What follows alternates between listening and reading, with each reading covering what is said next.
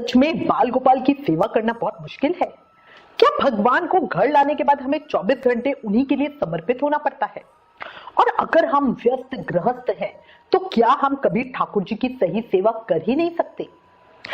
आपके मन में भी क्या इस तरह के प्रश्न आते हैं? तो आज के इस वीडियो में आपको एक ऐसी सच्चाई बताने वाली हूं जो आपके सारे डर, सारी कंफ्यूजन, सब परेशानियों को खत्म कर देगी। क्योंकि सच ये है कि बाल गोपाल या लड्डू गोपाल की सेवा कठिन नहीं, बल्कि सबसे आसान और सबसे प्यारी सेवा है। और अगर आपने इस वीडियो को अंत तक देख लिया तो शायद आज ही आप अपने घर में कान्हा जी को लाने का निर्णय भी ले लो। कान्हा की सेवा के लिए समर्पण का भाव आपके मन में प्रकट हो जाए अगर आप मन से ये पूरी वीडियो देखते हो। देखो, लोग हमें अक्सर मैसेज करते हैं और पूछते हैं कि लड्डू गोपाल की सेवा करने का सही नियम क्या है, किस तरह से सेवा करनी चाहिए, क्या क्या करना चाहिए, कैसे हमें लड्डू गोपाल की सेवा का प्रॉपर नियम फॉलो करना चाहिए, कैसे उनसे लाल लड़ाना चाहिए, कैसे उन्हें प्रसन्न किया जा सकता है। तो आज के इस वीडियो में इन्हीं बातों की चर्चा करते हैं। जय श्री राधा कृष्ण भक्तों, आप सभी का दिल से स्वागत है हमारे श्याम दीवानी परिवार में। और आज की ये वीडियो उन सभी लोगों के लिए है जो मन से चाहते तो है कि उनके घर में बाल गोपाल आए, लड्डू गोपाल आए, लेकिन डरते हैं। समय नहीं है, जिम्मेदारियां बहुत है, परिवार का दबाव है, या फिर सेवा सही से नहीं कर पाएंगे, ये डर या कंफ्यूजन है। लेकिन आज मैं आपको दिल से एक बात कहना चाहती हूं, भगवान को आपकी परफेक्ट सेवा नहीं, आपका सच्चा दिल चाहिए। तो आज की वीडियो आपकी सोच पूरी तरह बदल देगी, क्योंकि आज मैं आपको बताने वाली हूं वो सच्चाई जो बहुत कम लोग जानते हैं। बाल गोपाल की सेवा मुश्किल नहीं, बल्कि सबसे आसान और सबसे प्यारी सेवा है। तो इस वीडियो का अंत तक जरूर देखना और अपने मन से एक भावना रखना, काश लड्डू गोपाल, हमारे बाल गोपाल मुझे भी सेवा दे दे, मेरे घर आ जाए। जो लड्डू गोपाल की सेवा कर रहे हैं उनके मन में भाव आएगा कि राधा रानी अपनी सेवा दे दे। जो राधा रानी की भी सेवा कर रहे हैं उनके मन में भाव आएगा कि युगल सरकार मुझे सेवा दे दे। सेवा का भाव जितना बढ़ाते जाओगे, जीवन में खुशियां उतनी ही अधिक पाते जाओगे। आज की ये वीडियो मैं बहुत दिल से बना रही हूं, क्योंकि बहुत सारे लोग मुझसे पूछते हैं बाल गोपाल, लड्डू गोपाल की सेवा कैसे करें। और सच बताऊं, ये सवाल सिर्फ जानकारी का नहीं, ये सवाल दिल का होता है, भक्ति का होता है। और इसीलिए पूरे भाव से, पूरे मन से और पूरे प्रेम से मैं इसका उत्तर करने की भी कोशिश कर रही हूं इस वीडियो में। क्या आपने कभी सोचा है, भगवान श्री कृष्ण के इतने रूप हैं, फिर भी हमें बाल गोपाल की ही सेवा क्यों दी गई? इसका बहुत सुंदर कारण बताया गया है। श्री वल्लभाचार्य जी ने जानबूझकर भक्तों को कृष्ण के बाल स्वरूप की सेवा दी। अगर वो चाहते तो हमें युगल सरकार, राधा कृष्ण या युवा कृष्ण की सेवा भी दे सकते थे, लेकिन उन्होंने सबको कहा कि बाल गोपाल की सेवा करो। क्यों? क्योंकि देखो, एक छोटे बच्चे से प्यार करना बहुत आसान होता है, उनका ख्याल रखना बहुत स्वाभाविक होता है, उनमें कोई अहंकार नहीं होता, वो सिर्फ प्रेम चाहते हैं। आप एक छोटे बच्चे को देख लो, आप उसे डांट भी दोगे ना तो 2 मिनट वो गुस्सा रहेगा, फिर आके आपको चिपट जाएगा। अगर मान लो वो कोई चीज चाहता है तो आप उसको बड़े प्यार से मना भी सकते हो, कोई छोटी सी चीज देकर वो बहुत खुश भी हो जाएगा, ठीक है ना। इसी की अपेक्षा में अगर आप बड़ों का स्वभाव देखते हो तो बड़े अगर किसी बात पे, एक तो वो छोटी छोटी बातों पे गुस्सा जल्दी हो जाते हैं, अगर उनको इस तरह से अपना काम करना है तो उसी तरह से करना है। तो इसीलिए युगल सरकार की सेवा कोई भी आसानी से नहीं लेता, उनकी सेवा में बहुत नियम होते हैं, उनकी सेवा ऐसे ही नहीं कर सकते हैं, ठीक है। बट हमारे लड्डू गोपाल, उनकी सेवा में कोई टेंशन नहीं है। आप खुद देखो, एक 2 साल के बच्चे को देखकर मन अपने आप पिघल जाता है ना। वैसा ही भाव हमारे लड्डू गोपाल के साथ जोड़ने के लिए ही बाल गोपाल की सेवा हमें दी गई है। जहां मासूमियत होती है वहां प्रेम अपने आप जन्म ले लेता है। सही कह रही हूं? क्योंकि एक छोटे बच्चे से प्यार करना बड़ा ही आसान है। बच्चे के लिए जो प्रेम होता है वही सबसे शुद्ध भक्ति होती है। इसलिए बाल गोपाल की सेवा का मतलब है भगवान को अपने बच्चे की तरह प्यार करना। अब सबसे बड़ा सवाल, क्या हमें पूरा दिन सेवा करनी होगी? क्या 10-15 घंटे ठाकुर जी को देने होंगे? बहुत लोग सोचते हैं कि भाई हमसे तो सेवा नहीं हो पाएगी, हम तो बहुत व्यस्त हैं। लेकिन मैं आपको एक बात साफ साफ बताना चाहती हूं, सेवा के लिए समय नहीं, प्रेम चाहिए। कोई 15 घंटे सेवा करता है तो कोई सिर्फ 15 मिनट, दोनों ही सही है। ठाकुर जी दोनों से ही प्रेम करते हैं। क्योंकि भगवान समय नहीं, भक्त का भाव देखते हैं, उसका दिल देखते हैं।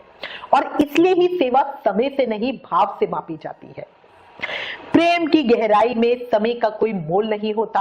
कम समय की सच्ची भक्ति ज्यादा समय के दिखावे से कहीं बेहतर होती है। अब बात आती है सेवा शुरू कैसे करें, सेवा का स्तर क्या हो। तो देखो, सेवा का स्तर वैष्णव की भक्ति पर निर्भर करता है।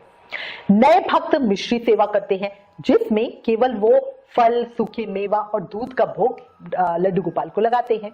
इस तरह की सेवा कुछ साल करने के बाद जब बाल गोपाल के प्रति प्रेम और भक्ति बढ़ जाती है, तब वो अगली सेवा नियम पे आते हैं, जिसमें वो मिठाई, मीठी नमकीन, मठरी, मोहन थाल आदि का भोग लगाते हैं। फिर जैसे जैसे प्रेम और भक्ति बढ़ती जाती है, तब सखी सेवा आती है, जिसमें जो आपका नॉर्मल सात्विक खाना होता है, दाल चावल सब्जी रोटी, मतलब जो भी आप घर पे बनाते हो उसका भोग ठाकुर जी को लगाते हो और भोग लगा हुआ भोजन ही खुद पाते हो।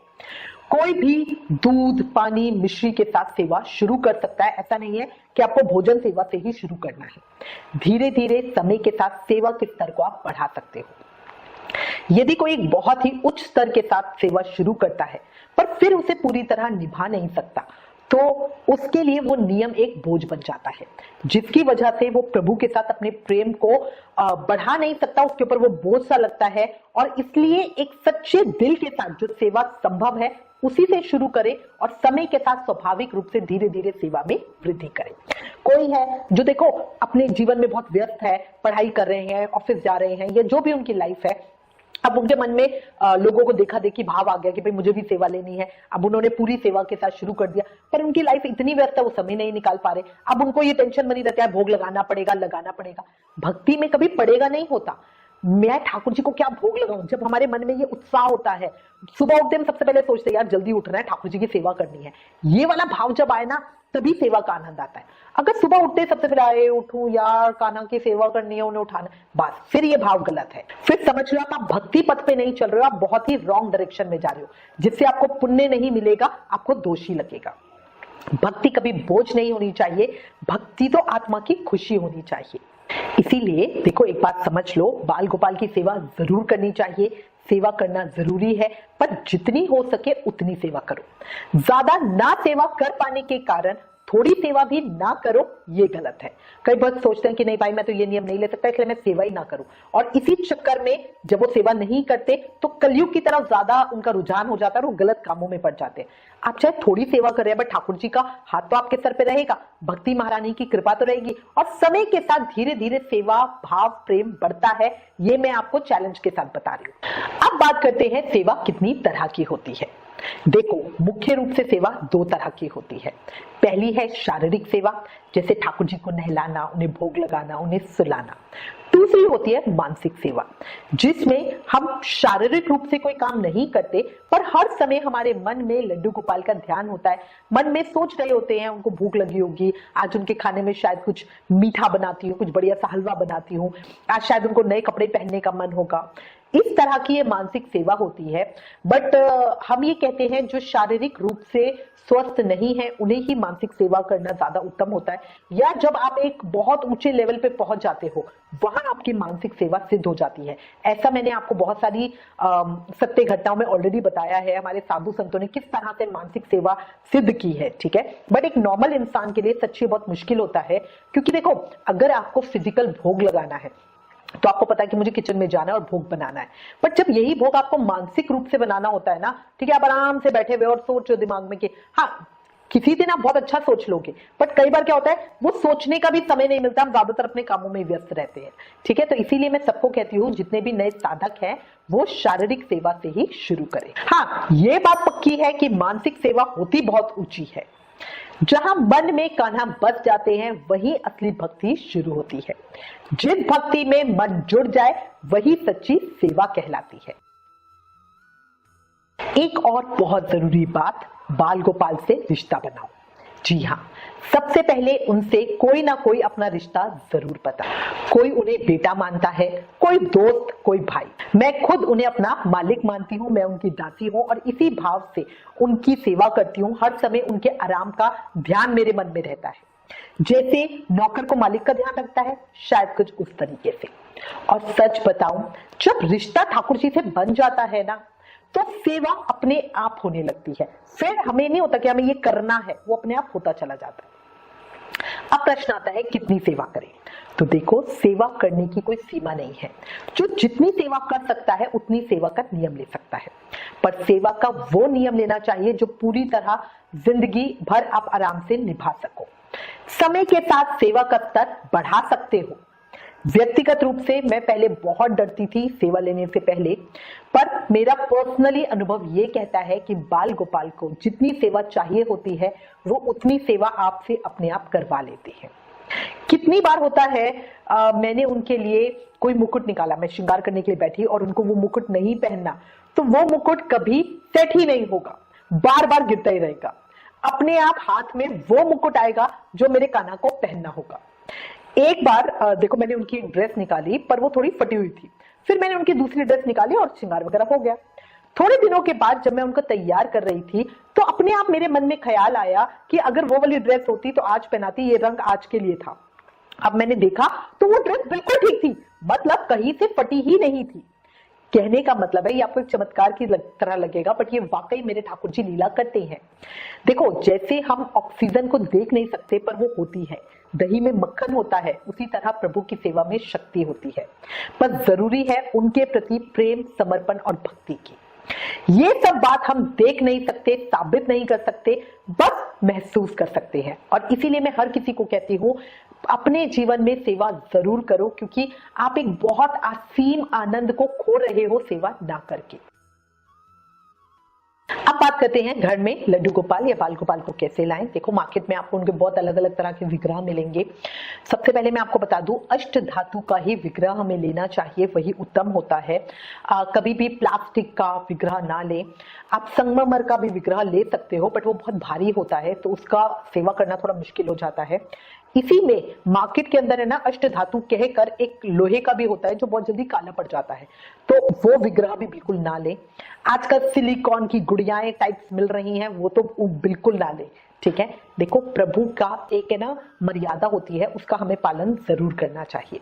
तो अष्ट धातु का विग्रह हमारे शास्त्रों में लिखा हुआ है, उसकी बढ़िया प्राण प्रतिष्ठा करवाएं। कहते हैं अष्ट धातु ग्रहण के दौरान ही मिलाई जा सकती है, इसीलिए प्रमाणिक सूत्र से खरीदने का ही प्रयास करें। क्योंकि कई बार लोग क्या करते हैं, लोहे की या थोड़े से पैसे बचाने के चक्कर में गलत विग्रह ले लेते हैं और बाद में वो काला पड़ता है तो बड़ा दिल दुख होता है। आप अपने बाल गोपाल को घर लेकर आएं और उनसे प्रार्थना करें कि हे प्रभु, मैं ईमानदारी, प्रेम और भक्ति से आपकी सेवा करना चाहती हूँ, पर मैं जानती नहीं हूँ कि किस तरह आपकी सेवा करूं। कृपया मेरी सीखने में मदद करो। देखो, मेरे ठाकुर जी है ना 64 कला संपूर्ण है, उनको हर चीज आती है। उनको ड्रेस बनानी आती है, उनको श्रृंगार करना आता है, उनको खाना बनाना आता है। जब हमने ठाकुर जी की सेवा शुरू की थी तो मेरा सबसे बड़ा डर यही था कि मैं बिना चखे खाना बना नहीं सकती थी, और मेरे मन में इससे सबसे ज्यादा डर यह था कि ठाकुर जी मैं सेवा किस तरह से करूंगी। पर जब ठाकुर जी आए, सबसे पहले प्रार्थना करके मैंने उनको यही बोला था कि देखो, आप मेरे मालिक हो, मैं आपकी नौकर हूं, आपको जो काम जैसे करवाना हो बस मुझसे वैसे करवा लेना। जैसे मालिक कहता रहता है ना, देखो यहाँ पे कूड़ा, यहाँ पे झाड़ू लगाओ, यहाँ पे ये है, इस तरह से करो, इस काम को इस तरह से करो, बस आप मुझे बताते जाना, वैसे मैं करती जाऊंगी। आप खाना बनाने में निपुण हो, मैं अज्ञानी हूं, तो आप जैसे जैसे जो जो बोलोगे वो मैं करूंगी।